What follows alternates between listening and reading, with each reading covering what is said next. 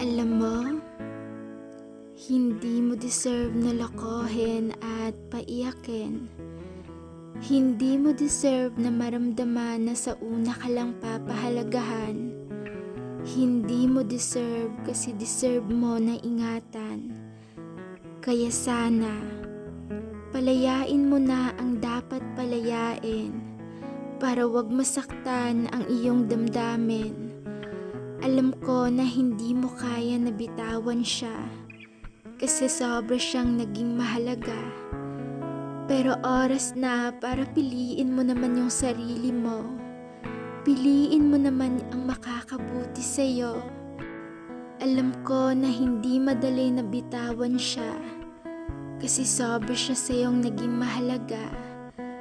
Pero sa oras na to, piliin mo naman yung sarili mo. Sa oras na to, piliin mo naman yung makakabuti sa'yo. Alam ko na hindi madali at hindi ganun kadali na magsimula muli. Lalo pa na sanay ka na nandyan siya. Pero wag kang manghinayang sa taong ikaw mismo yung sinayang.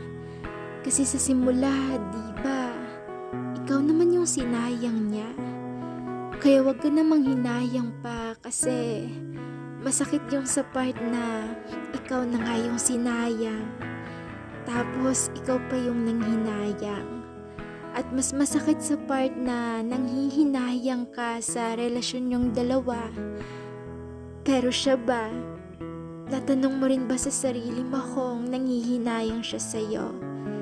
Kasi masakit ang sasabihin ko pero kailangan mong tanggapin na hindi lahat ng taong mahal mo ay mamahalin ka rin.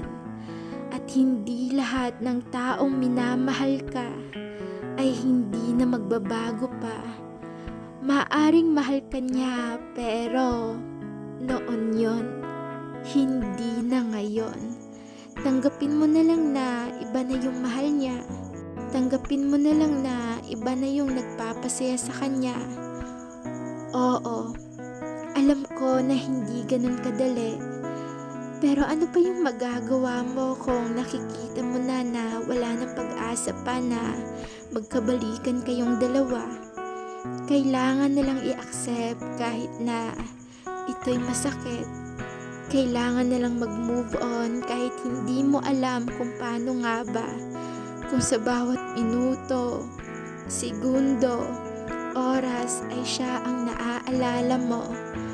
Pero kahit ganun pa man, I know na magiging okay ka.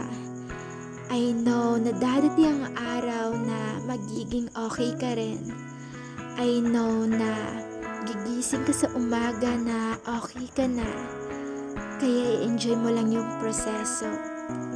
Don't worry. Everything will be okay.